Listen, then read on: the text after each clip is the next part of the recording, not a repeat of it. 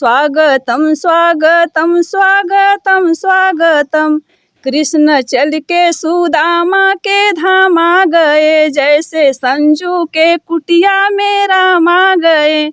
जैसे संजू के खूंटा नक में डलिला, ऊंटा खूंटा नक में डलिला हो।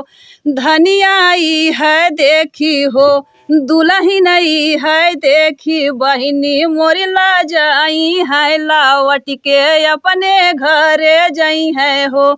धनिया आई है देख ए राजा ए हाँ सुना होय ना, हमरे पिछोरा में बहुत सुलेमा लगल, देखे जाए कि ना जाए? अरे यार बिहे काम रहगल करे के बोलबा ना ना नहीं काहे न बोलब। दोस्तों प्रणाम, एक बार फिर से कवि संतोष चैनल पर आप सभी देशवासियों का हार्दिक स्वागत, वंदन। जैसा कि पिछले वीडियोज में मैंने बताया कि मैं पार्ट 2 आपके बीच में तुरंत भेजूंगा इस वीडियो के बाद। तो मेरे बीच में मौजूद हैं जनपद जौनपुर की बहुचर्चित लोक गायिका, जो गवई भाषा की कलाकार हैं, देसी देहाती भाषा की कलाकार हैं, अगर हम कह लें तो अवधी भाषा की कलाकार हैं, लेकिन वायरल हैं। लोग वायरल चेहरे ढूंढते हैं, लेकिन आज आप वायरल हैं, नहीं भी वायरल हैं, लेकिन इसके बाद उस वायरल हो जाने का लाभ आप तक नहीं पहुंचा है। मैं आपको बताऊं, जब संजू मंजू ऑफिशियल चैनल आपका था, उस चैनल पर जो सबसे पहले पढ़ने वाले गीत थे, यानी जमाने पहले जब यूट्यूब चैनल पर आपने गीतों की शुरुआत करी, तो यही वेशभूषा थी आप लोगों की। और मैंने निवेदन किया कि आइए उस वेशभूषा में हम आपसे कुछ गीत सुनते हैं और आप लोगों तक भेजते हैं। मुझे भरोसा है कि आप लोग पसंद करेंगे। संजू, मेरे चैनल पर आपका स्वागत है, बताइए। धन्यवाद भैया। संतोष भैया के चैनल से जितना भैया बहनी हमके देखत हुआ, सब पर गोड़ छू के गोड़ लगत हिला। और दोस्त लोगन, भैया के लिए हम एक दो लाइन कुछ कहल चाहत हेला। स्वागतम स्वागतम स्वागतम स्वागतम, कैसा पावन सुहावन समय आज है, कैसा पावन सुहावन समय आज है भैया। स्वागतम स्वागतम स्वागतम स्वागतम, कैसा पावन सुहावन समय आज है भैया। संतोष ने आज रखा कदम, भैया संतोष ने आज रखा कदम। स्वागतम स्वागतम स्वागतम स्वागतम, कृष्ण चल के सुदामा के धाम आ गए, जैसे संजू के कुटिया में राम आ गए। जैसे संजू के कुटिया में राम आ गए।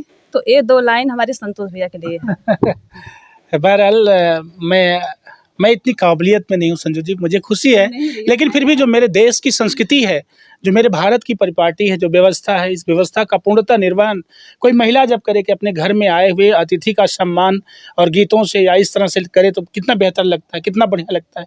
इसमें आपका संस्कार झलकता है। लेकिन मैं जानता हूँ कि बहुत दिल में बड़े अरमान थे, लेकिन पीड़ा है। फिर भी गीत हैं, कितना दर्द होगा कि जिनके 3 चैनल हैंग कर लिए गए हों, जिनके 3 चैनल चुरा लिए गए हों, जिन चैनल से वायरल हो जाने की संभावना कमाने लग गई, आप पैसा आने लग गया, ऐसे चैनल को लूट लिया जाए। इसके बाद पुनः से एक संजू सुभाष ऑफिशियल यूट्यूब पर आपका चैनल है, 400-500 सब्सक्राइबर हैं, फिर से आपने शुरुआत करी है। मैं निवेदन करूँगा आप लोगों से कि मैं ये बताने आया हूँ, जब आप वायरल थी तो आपके पास हज़ारों लोग आते थे, लेकिन आज आप समस्या में हैं, इसलिए मैं आपके पास बैठा हूं कि आपकी समस्या का समाधान अगर मेरी आवाज़ से हो जाए, मेरे चैनल से हो जाए, मेरी बातों से हो जाए, तो मैं इसका सॉल्यूशन निकालने के लिए तैयार बैठा हूं आपके पास। क्योंकि आपके साथ किसी ने चोरी की है, दलाली की है, धोखा दिया आपको। दोस्तों चलते हैं, पति पत्नी का ये रूप है। और मेरी समझ से यूट्यूब पर जब महिलाएं गाना शुरू करी थी, तो सबसे पहले संजू मंजू दोनों बहनें इस तरह से पति पत्नी के रूप में गाती थी। आज बस फर्क इतना है कि संजू के साथ सुशीला जी बैठी हैं। तो चलते हैं, का सुनेबू बतावा। अब देखा जितना भैया बहनी हमके देखत हुआ, आज साथ में मंजू तना है, लेकिन मान ला कि भैया बहनी लोग मंजू के जगह पर सुशीला यादव, ये भी हमारे देवरान हैं, हमारे बहन हैं। बहुत पहले हम मंजू के साथ में, मंजू हमारे पति बनत रहनी, हम उनकर पत्नी बनत रहली। आज वही रोल में हम फिर से जो है कि आप लोगों के सामने पेश हैला, और बस आप लोगों के प्यार का अब फर्क खाली इतना हो कि आप पति होइए ना, आज हाँ, सुशीला पत्नी होइए ना। बस बस। चलो तब देखा राजा, हम कुछ कह कही ना कहा यार बिंदास कहा तो हाथ हम साथ पूरा दे लेना सुना कहा खाली रजा हो आवत बाड़ी तो हरी बहिनिया ना तुनिया हमरो ले लिया हो रजा हो आवत बाड़ी तो हरी बहिनिया ना तुनिया हमरो ले लिया हो। तनको चिंता मत करे हाँ ठीक है। तुम्हारे बिया गौन के लिए अला तुम्हारे साथ चाचा देख बहन भले हमार छूट जाए नाक नथुनी पेटी में रखी दा नाक नथुनी पेटी में रखी दा ऊँटा खूंटा नक में डलीला ऊँटा खूंटा नक में डलीला हो धनिया आई है देखी हो दुल्ही नहीं है देखी बहिनी मोरी ला जाई है लावट के अपने घरे जाई है हो धनिया आई है देखी हो दुल्ही नहीं है देखी बहिनी मोरी ला जाई है लावट के अपने घरे जाई है हो।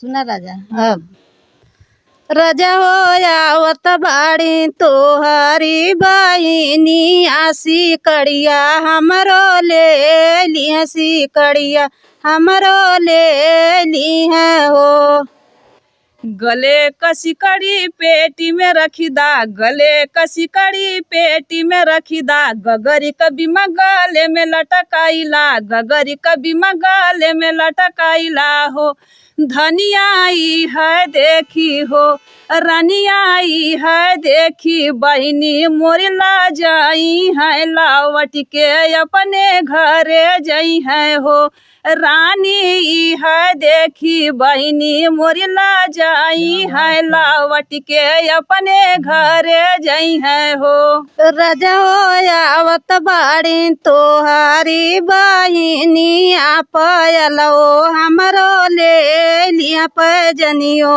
हमरो ले ली है हो पाँव का पैजन पेटी में रखी दा पाँव का पैजन पेटी में रखी दा खटिया का ओंचन गोड़े में नैला खटिया का ओंचन गोड़े में नैला हो धनिया आई है देखी हो रनिया आई है देखी बहिनी मोरी ला जाई है लावट के अपने घरे जाई है हो दुल्ही नहीं है देखी बहिनी मोरी ला जाई है लावट के अपने घरे जाई है हो रजा हो आवत बाड़ी तो हरी बहिनी भैसिया हमरो ले लिया भैसिया हमरो ले ली है हो खूंटा का भैंस सिवन में हकीदा खूंटा का भैंस सिवन में हकीदा दुई चार गदहा दुआरे बनिदा दुई चार गदहा दुआरे बनिदा हो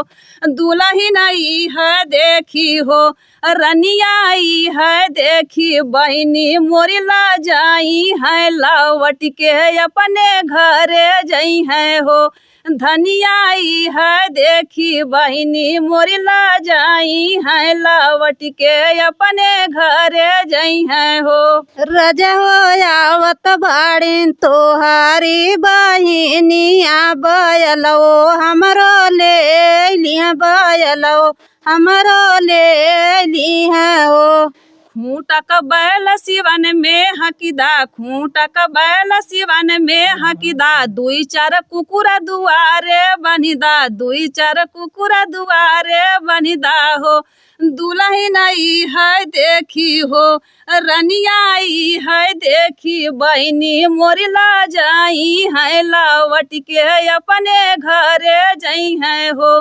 धनिया आई है देखी हो दुल्ही नहीं है देखी बहिनी मोरी ला जाई है लावट के अपने घरे जाई है हो हमारे भाऊजी पे हो हमारे भाऊजी पैनी कंगलाई आत कुकुरा दुआरे बान्हल गदहा दुआरे बान्हल हो।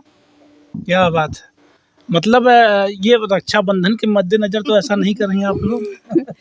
नहीं से हर घरे में बहन बिटिया के बटोर बाय, अब सामने राखी बाय, तो पता चला कि अब्बा से ऐसा तैयारी तो ना हो कि ननद घरे ना आवे। नहीं देखल जाए जितना भैया बहनी हमके देखत हो, खासकर जैसे आज हम भैया सबकर बनल हिला और जितना बहन हमार लोगन हमके देखत हैं तो लोगों से गद्दारी ना करब, आप लोगन राखी बनिया ना भरपूर आप लोगों को सपोर्ट करब और जवन हमार फर्ज है पूरा अदा करब, लेकिन दुल्हन के भी तो अदा करे के हुई काहे से भाई कि अब हमारे ही सहारे आयल हिन, बाप मतारी छोड़ के सखी सहेलर छोड़ के हमारे ही सहारे हैं, तेनहू को मनवा रखब जरूरी ना है दीदी बहनी। क्या बात है। अच्छा, जब आप लोगों का मनसेधु आप लोगों के नकली बहकावा देत हुई हैं, ठीक है, जान लेती कि ना जान लेती कि नकली बहकावत है? घरे वाला मैटर थोड़ा सा बताओ है कि जैसे जब आपन आदमी ऐसे जैसे आप बहकावत हैं, ऐसे अगर आपके बहकावत हुई तो कैसन लागत हुई? जी हम जान जाइला कि बहकावत हुआ। बहकावत हाँ, है। जब बहकाव कर रहना ना तो बहुत प्यार से कहिए संध्या हाँ। यहाँ आवा, देखा है काम है। जब काम ना रही ना कहे का हो कार्य कहाँ है यहाँ आओ, और जब काम रही तो संध्या यहाँ आवा, तो जान जाने कि बहकावत हुआ हमके। जरूरत है कुछ हाँ। तब मोहब्बत से बताइए। बस बस भैया। तो और बताओ मैं अब दूसर का बा कुछ? हाँ भैया, वो भी पति पत्नी का नोक झोंक बा। बिल्कुल बिल्कुल। आज हम चाहते हैं कि मतलब नोक झोंक और आप लोगों से भी बतावे चाहते हैं कि आप सुनत हुए इस समय संजू यादव जी के जेकर नया वाला चैनल जौन बा संजू सुभाष ऑफिशियल बा, जौने चैनल से आपका गाना लगातार पड़ी। आप लोग अगर पहले वाले चैनल पे संजू मंजू ऑफिशियल पे ढूंढे चाहते हैं, आप लोग आपके पावे चाहते हैं, वहाँ ना मिली क्योंकि वो चैनल हैंग कर लिया गया बा। जे इनकर चैनल देखत रहल है वो चैनल इनकर बेच के वो चैनल से गाना चुरावत बा या गाना से पैसा कमात बा, इनके लगे कुछ ना मिले वाला बा। आप लोगन से निवेदन बा का संजू, सही बात बा, ये सही बा ना? बस भैया बहनी से यह निवेदन है कि संजू सुभाष ऑफिशियल हमारा चैनल बा, बस यही पर आप लोगन ध्यान दी हैं, ज़्यादा से ज़्यादा सब्सक्राइब करें, सपोर्ट करें आप लोगन, और ज़्यादा से ज़्यादा फुल वॉच करके हमारे वीडियो के देखिए। बढ़िया बढ़िया गाना अपने चैनल पर और सुशीला दीदी के चैनल पर पड़ी। इनके चैनल का नाम है सुशीला यादव। आप लोगन दोनों बहन का सपोर्ट कर जाए ताकि दोनों चेहरा आप लोगों के बीच में बराबर आवत रहे और एक से एक नया से नया गीत आप लोगों के हम सुनावत रहें। चलें एक और गीत हो जाए, हम चाहब कि एक और प्रस्तुति जौन बात संजू यादव जी के आप लोगों के बीच तक पहुँचे, एक बाद फिर कुछ चर्चा के अंश डालब, क्योंकि हम जाना थे कि बीच बीच में अगर मनोरंजन ना मिले तो आप लोग वीडियो बंद करके भाग जाबा, तो भागा मत, रुकल रहा। निश्चित तौर पर संजू तैयारी बनाए हैं कुछ ना कुछ बड़ा बेहतर नहीं आप। चला जी जी जी बताओ। अब शुरुआत दुल्हन से हमरे है। चलो अब दुल्हन कुछ हमसे पूछल चाहती, कहीं जायल चाहती तो देखा पा पूछल चाहती ना। बताओ भाई का। ए राजा ए हाँ सुना होय ना, हमरे पिछोरा में बहुत सुलेमा लगल, देखे जाए कि ना जाई? अरे यार बिहे काम रहेगा करे के बोलबा ना ना नहीं, काहे ना बोलब। हमारा पास भाई परिवार हो, हम अपने परिवार के बीच में हिला परिवार के लेके चले के हो, तब भाई तोरे ऊपर तो भाई जो हमारा शासन बातन तो लगबे करी। बिल्कुल बिल्कुल। बोलबा हाँ बाकी हम जाब। कैसे जेबू बतावा?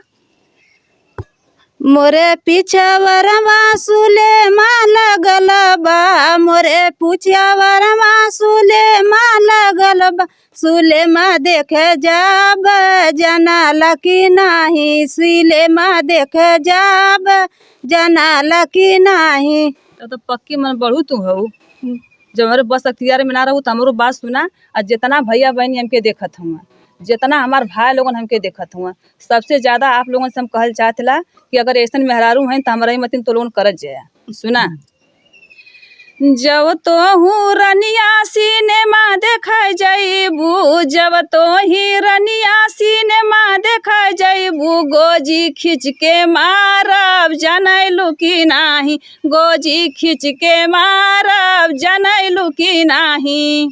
जब तो ही राजा गोजी घींच के मरबा, जब तो ही राजा गोजी घींच के मरबा, नैहरे चली जाब जनाला की नाही, नैहरे चली जाब जनाला की नाही। जब तो ही रानी नैहरे चली जाइबू, जब तो ही रनिया नैहरे चली जाइबू, आनहु नहीं आइब जनैलू की नाही, आनहु नहीं आइब जनैलू की नाही। जब तो ही राजा आनहु नहीं आइबा, जब तो ही राजा आनहु नहीं आइबा, देवर संग रहब जनाला की नाही, देवर संग रहब जनाला की नाही।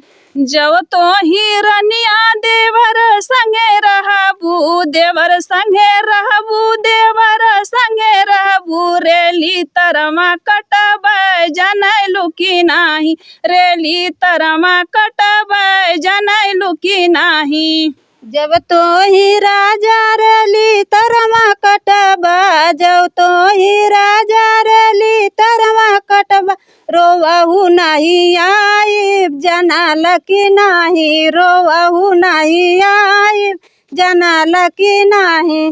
जब तो हिरनिया रोवहु नहीं अइबू, जब तो हिरनिया रोवहु नहीं अइबू, तो हरे सिरे लागब जनैलू की नाही, मैं भूत बनके लागब जनैलू की नाही। जब तो ही राजा हमारे सिरे लगबा, जब तो ही राजा हमारे सिरे लगबा, ओझा से घिचवाइब जनाल की नाही, ओझा से घिचवाइब जनाल की नाही। जब तो हिरनिया ओझा से बैठवैबू, जब तो हिरनिया ओझा से बैठवैबू, आकाश धइले बै जनैलू की नाही, आकाश धइले बै जनैलू की नाही। जब तो ही राजा आकाश धइले बा, जब तो ही राजा आकाश धइले बा, आकाश घिचवाइब जनाल की नाही, आकाश घिचवाइब जनाल की नाही। तब देखल जाई भैया बहनी, इतना ही जबरदस्त हैं कि कौनहू विधा हमके छुट्टी ना है। आप लोगों कमेंट में बतावल जाई कि ऐसन दुल्हन रहब ठीक बा कि ना ठीक बा। जो आपका नया चैनल आपके हाथ में है, यानी संजू सुभाष ऑफिशियल, आप इससे इनके गीत सुनेंगे और सुशीला यादव चैनल पर जाकर के आप उनके गीत वहाँ से सुनेंगे। बिल्कुल जो पुराने चैनल थे संजू मंजू ऑफिशियल वगैरह, सारे चैनल बंद हो गए हैं। किसी भी चैनल पर आपकी प्रस्तुति नहीं जा रही है, वो पूरे चैनल हैंग कर लिए गए हैं।